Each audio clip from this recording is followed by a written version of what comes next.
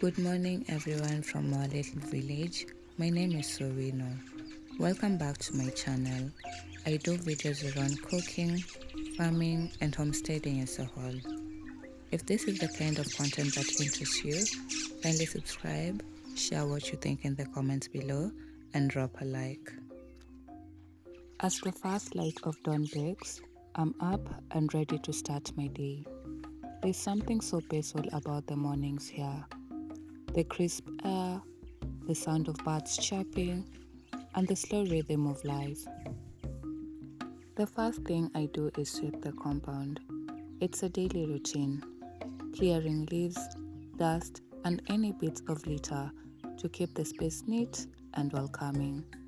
Sweeping feels like resetting the day, almost like telling myself today is a fresh start. Next, I head to the cooking area, just outside the house. We use the traditional 3-stone setup for cooking here, and after every use, ash tends to pile up.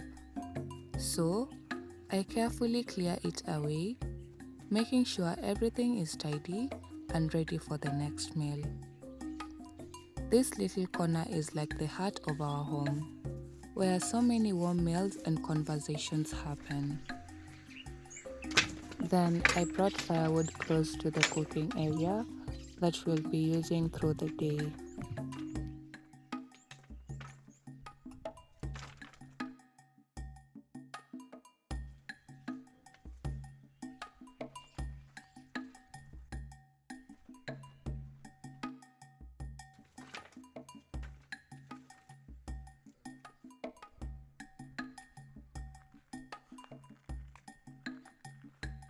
It's time to light the fire. There's something grounding about starting a fire with your own hands. The crackle of wood, the flicker of flames. Once the fire is going, I start to make tea, the Kenyan way. I boil some water, add tea leaves, and let it simmer for a bit. Then comes the milk, fresh and creamy. While the tea is on the fire, I move on to preparing something special, doughnuts. I've been experimenting with a new technique I recently learned that makes them extra fluffy, and I can't wait to share it with you.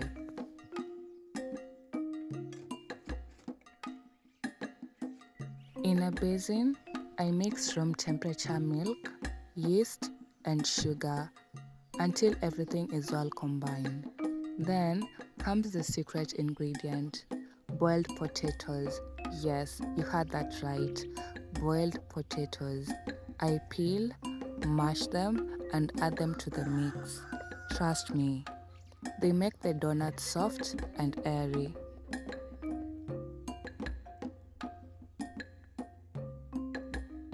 Now, let's pour the milk and let it cook for a while, allowing all the flavors to come together.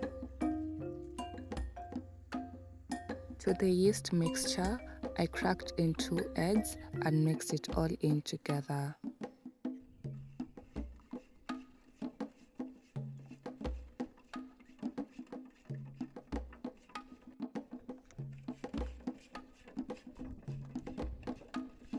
Add in flour, then the potatoes. The dough comes together quickly, but make sure to mash the potatoes well so there are no lumps.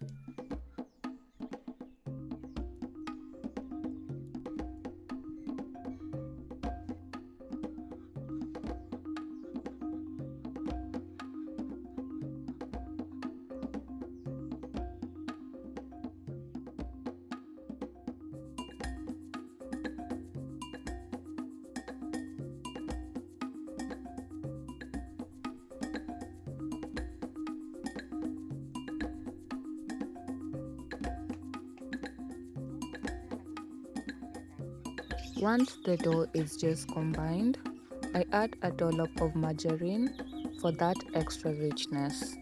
Then knead until it's soft and smooth. I cover it and let it rise for about an hour, giving it time to double in size.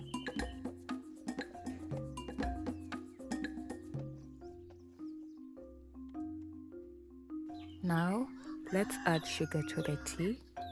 Stir it up a little bit, allow it to cook. The sugar and the tea is ready. I sieved it into my kettle and then waited for the donuts. This kettle will keep the tea hot before the donuts are ready. But here in my family, people will take tea twice. For example, immediately they wake up, like just as I finish preparing the tea, then they'll wait until I finish making the donuts and they'll take the second round of tea.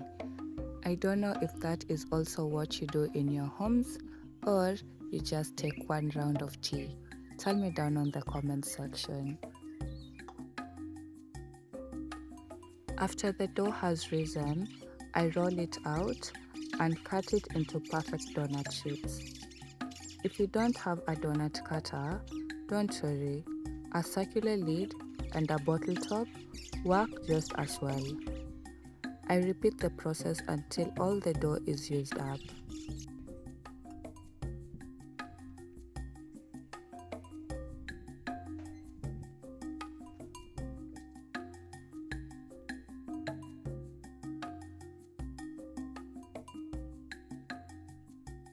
Now, it's time to fry. I heat some oil in a pan, making sure it's just the right temperature. One by one, the donuts go in, turning golden brown as they cook. The aroma is incredible, sweet, warm, and comforting. Once they're done, I set them aside to cool slightly, ready to serve with tea I made earlier.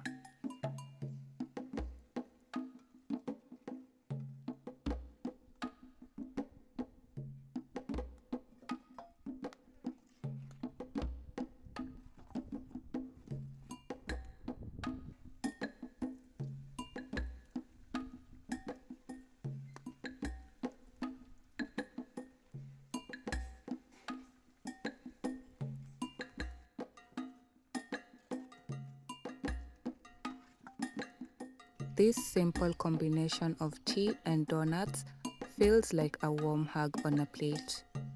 Sharing this moment, even through the screen, is what makes this day extra special. Thank you for spending time with me in the village today. If you enjoyed this video, don't forget to like, comment, and subscribe for more. And let me know, what's your favorite way to enjoy tea? Until next time, bye. We shall try again tomorrow.